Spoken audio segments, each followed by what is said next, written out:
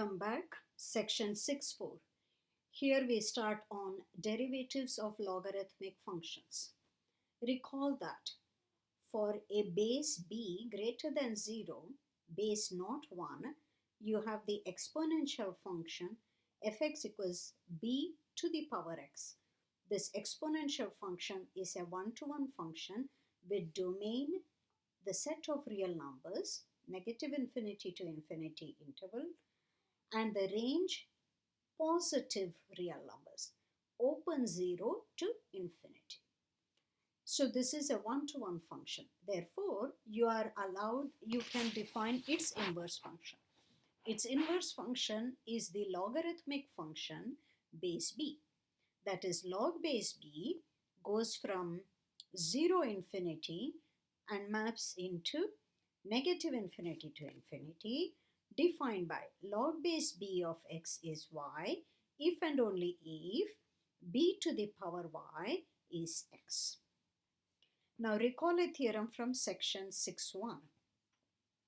If you have a one-to-one differentiable function f with inverse f inverse, then and f prime at f inverse of a number a is non-zero, then the inverse function f is differentiable at a with f inverse derivative. So derivative of the inverse function evaluated at a is 1 over f prime f inverse of a. Primarily, I want to say that if I have a one-to-one function which is differentiable, then its inverse is also differentiable at those values where the derivative of the inverse is non-zero. We will use that result to prove a theorem. The function natural log x is differentiable and its derivative is, so derivative of natural log x is 1 over x. Notice, what is natural log? For the proof of this theorem, first consider the exponential function base e. So natural log is in base e. So consider the exponential function base e. That is my function from set of real numbers to set of positive numbers, fx equals e to the x. We know that this function is one-to-one and differentiable. Therefore, its inverse function, natural log from 0 infinity to negative infinity infinity, it is also differentiable. It's also one-to-one, but it's also differentiable. How do we know that? That's the theorem from section 6.1.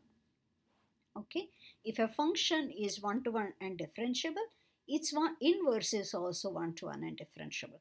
In other words, the natural log function is also differentiable. Y equals ln x means e to the y is x. Take derivative of both sides with respect to x. E to the y dy dx, that's the chain rule, you see, equals derivative of the right hand side with respect to x is simply 1. In other words, dy dx is 1 over e to the y. What is e to the y? E to the y is x, because y was natural log x. In other words, derivative of the natural log function is 1 by x. Okay. Once you have this formula, so derivative of natural log is 1 by x, we can solve something more complicated. Well, not really. Consider the function fx equals natural log of x raised to 4 plus 5x squared plus 10. Find the derivative. Well, for this you use the chain rule. Let u be the argument of your natural log. U equals x raised to 4 plus 5x squared plus 10.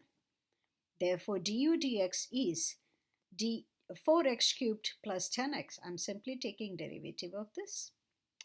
So derivative of natural log of x raised to 4 plus 5x squared plus 10 is derivative with respect to x of natural log u.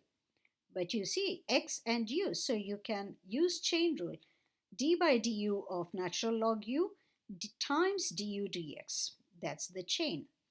Natural log u, derivative of natural log, we just saw in the theorem above, it is 1 by u. times du dx. Well, we just saw 4x cubed plus x. But what was u? U was this polynomial. So that's your final answer. Another example.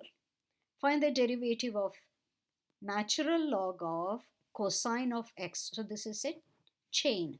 This is a composition. So we are going to use chain rule. Let u be cosine of x. Then du dx is negative sine of x.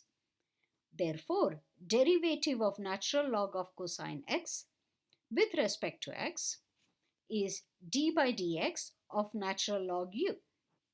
Now use chain rule. That is d by du of natural log u times du dx. D by du of natural log u is 1 by u times du dx we just saw is negative sine x.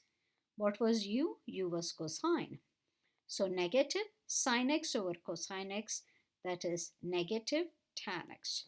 So derivative of natural log cosine is negative tan. We'll continue on the next page in our next video.